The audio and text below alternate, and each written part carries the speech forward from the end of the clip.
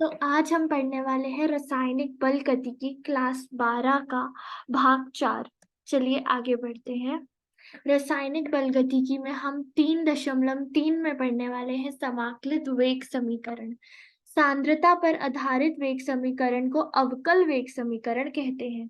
तात्कालिक वेग का निर्धारण सदैव आसान नहीं होता, क्योंकि इसका मान सांद्रता एवं समय के मध्य खिंचे वक्र के टी बिंदु पर खींची गई स्पर्श रेखा का ढाल माप कर किया जाता है।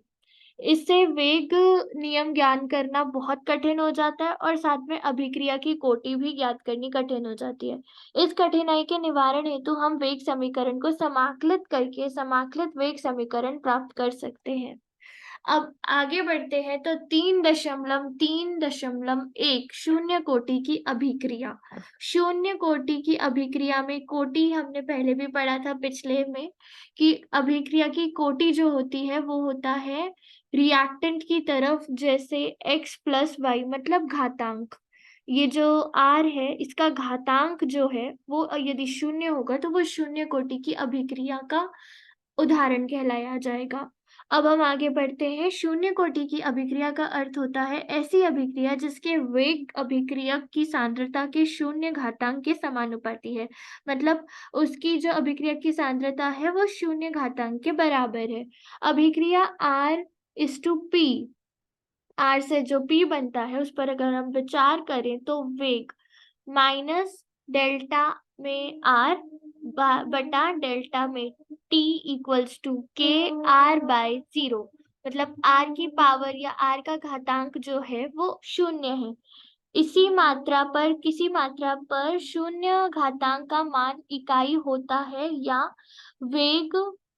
अब हम आगे बढ़ेंगे तो वेग बराबर माइनस D/R बटा D/T equals to K into 1। वही कि R का पावर शून्य है तो K इंटू 1 हम R को मान लेते हैं 1, तो K इंटू 1 हो जाएगा K। अब हम क्या करेंगे, माइनस DR को यहाँ पे रख देंगे तो हमें क्या मिलेगा, माइनस KDT। अब आएगा दोनों तरफ समाकलन करने पर अभी हम ये देख सकते हैं कि ये हमारा ग्राफ है। आप इसको समझ सकते हैं, ये क्या है, ये के की लाइन है जिसे हम ढाल कह रहे हैं। एक्स एक्सिस पे हमें समय दिख रहा है, वाई एक्सिस पे हमें अगला आर दिख रहा है। अब है r equals to minus K T plus 1। यहाँ एक समाकलित स्थिरांक है, उसके बाद है ए टी इक्वल्स टू 0, यानी कि t हम शून्य जब रखते हैं तो अभिक्रियक R की सांद्रता R का घातांक जब शून्य है, जहाँ R शून्य अभिक्रियक की प्रारंभिक सांद्रता है।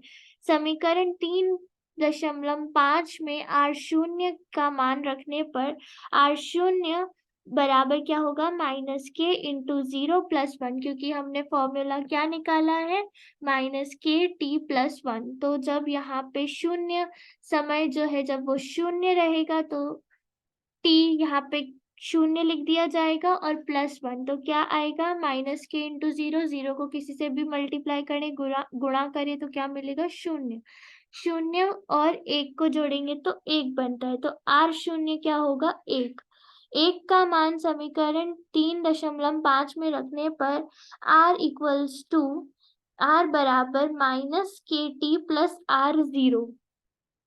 समीकरण 3.6 सरल रेखा के समीकरण y equals to mx plus c के समतुल्य है। यदि हम r एवं t के बीच ग्राफ खींचे तो एक सीधी रेखा प्राप्त होती है। चित्र हम 3.3 में ही हमने देखा था। इसके बाद आता है ढाल जो होता है वो माइनस के होता है, अतः खंड R शून्य के बराबर होता है। समीकरण 3.6 को पुनः सरल करने पर वेग स्थिरांक प्राप्त होता है, K बराबर होता है R शून्य माइनस R बटा समय यानी कि T। उदाहरण, उच्च दाब पर गैसीय अमोनिया का तप्त प्लेटिनम सतह पर वियोजन 2NH3 गैसीय में है। उसके बाद है II30K जो कि बटा है प्लेटिनम में, जो कि हमारा उत्प्रेरक बना हुआ है यहाँ पे, जिससे हमारा रिएक्शन अभिक्रिया शीघ्र संपन्न होए। N2 जो कि गैस में है, 3H2 जो कि फिर गैस में है। फिर है वेग जो है वो है KNH3, उसकी घातांक है 0, तो क्या आएगा हमारा उत्तर? 0। इस अभिक्रिया में प्लेटिनम की सतह उत्प्रेरक का कार्य करती है।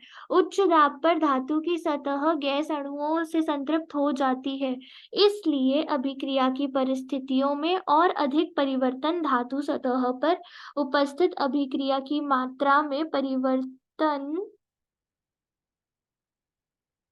एक सेकेंड, में परिवर्तन नहीं कर सकता है। अतः अभिक्रिया वेग अभिक्रियक की सांद्रता पर निर्भरता से स्वतंत्र हो जाता है। शून्य कोटि की अभिक्रियाएं अपेक्षाकृत असामान्य है, किंतु विशेष परिस्थितियों में यह घटित होती है। यही कहना चाहते हैं कि शून्य कोटि की जो अभिक्रियाएं हैं वो ज्यादातर देखने को नहीं मिलती, मतलब उसके उतने उदाहरण नहीं हैं। कुछ ही परिस्थितियों में ये घटित होती हैं। कुछ एंजाइम उत्प्रेरित अभिक्रियाएं तथा धातु सतह पर होने वाली अभिक्रियाएं शून्य कोटि की अभिक्रियाओं में आती हैं। अब हम अगला पढ़ेंगे, वो है 3.3.2, जो कि है प्रथम कोटि की अभिक्रिया। यहाँ क्या होगा? पिछले में हमने कोटि रखी थी, आर की पावर रखी थी या घातांक रखा था हमने, अभिक्रियक की सांद्रता हमने रखी थी 0, इसलिए वो शून्य कोटि की अभिक्रिया थी। अभी अभिक्रियक की सांद्रता हम प्रथम रख रहे हैं, यानी कि 1 रख रहे हैं, तो ये प्रथम कोटि की अभिक्रियाएं हैं। अभिक्रिया वेग अभिक्रियक आर की सांद्रता के प्रथम घातांक के समानुपाती होती है। R/P, मतलब R से हमारा P बनता है, अभिकारक से हमारा उत्पाद बनता है। वेग इक्वल्स टू वही -D/R/D/dt इक्वल्स टू KR, या -D/R इक्वल्स टू -KDT। इस समीकरण वेग समाकलन करने पर हमें पता लगता है, या हम पाते हैं, इन R इक्वल्स टू -KT+1। अब यहाँ क्या आएगा? एक बार फिर एक समाकलन का स्थिरांक है तथा इसका मान सरलता से ज्ञात किया जा सकता है। एक जो है वो समाकलन का स्थिरांक है। जब समय 0 होगा, R की घातांक 0 होगी, यहाँ R की अभिक्रियक की प्रारंभिक सांद्रता है, अतः समीकरण 3.8 को हम निम्न प्रकार से लिख सकते हैं, इन R0 इक्वल्स टू -K0+1, तो इन R0 इक्वल्स टू 1। 1 का मान या 1 का मान समीकरण 3.8 में प्रतिस्थापित करने पर इन R इक्वल्स टू -KT+INRO, मतलब R की सांद्रता 0। समीकरण के पुनः व्यवस्थित करने पर यहाँ भी सेम हम देख सकते हैं, K ढाल है, यहाँ फिर R के उधर दिया और ये समय है। इस तरह से ये ग्राफ बनाया गया है। उसके बाद है इन R/R0 इक्वल्स टू -KT, या K बराबर 1/T इन R0, R की घातांक 0/R, समय T1 पर समीकरण 3.8 इन R1 इक्वल्स टू या बराबर -KT1 प्लस इन R0। समय जब T2 है तब इन R2 बराबर -KT2 प्लस इन R0। यहाँ R1 तथा R2 क्रमशः समय T1 तथा T2 के पर अभिक्रियक की सांद्रताएं हैं। समीकरण 3.12 और 3.11 के घट से घटन पर इन R1 माइनस इन R2 equals to -KT1 minus, फिर ब्रैकेट या कोष्टक में -KT2। इन R1 बटा R की R का समय 2 होता है, या R2 होता है KT2 माइनस T1। कोष्टक में हमने T2 माइनस T1 रखा क्योंकि K हमारा सामान्य है। K equals to 1/1/T2 minus T1 इन R1/R2। समीकरण 3.9 को निम्न प्रकार से भी लिखा जा सकता है। इन जो है वो मिक्स फ्रैक्शन की तरह बाहर रखा हुआ है। R/R0 होगा माइनस KT। समीकरण के दोनों तरफ प्रति लघुगुणक लेने पर R equals to R0 E minus KT। समीकरण 3.9 समीकरण y बराबर mx प्लस c के समतुल्य है।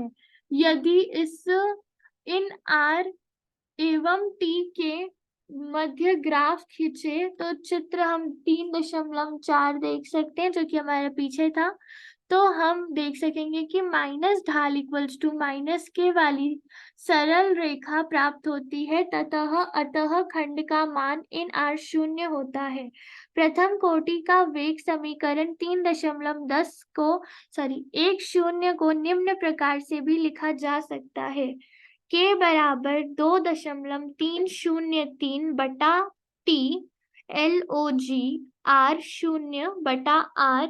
यहाँ LOG R0/R equals to KT/2.303। यदि हम LOG R0/R एवं T के मध्य ग्राफ खींचे चित्र 3.5 तो ढाल होगी K2/3 अन्य उदाहरण यदि हम देखें तो एथिन का हाइड्रोजनेशन प्रथम कोटि की अभिक्रिया का उदाहरण है।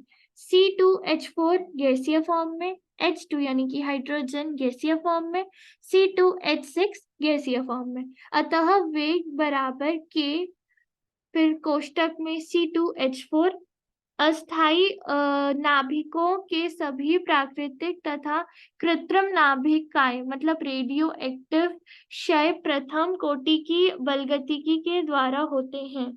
यहाँ है रेडियो एक्शन 22688 बनाता है He हीलियम 4 2 प्लस Ra 22286। वेग होगा K Ra N2O5 एवं N2O का अपघटन प्रथम कोटि की अभिक्रियाओं के कुछ अन्य उदाहरण हैं। धन्यवाद।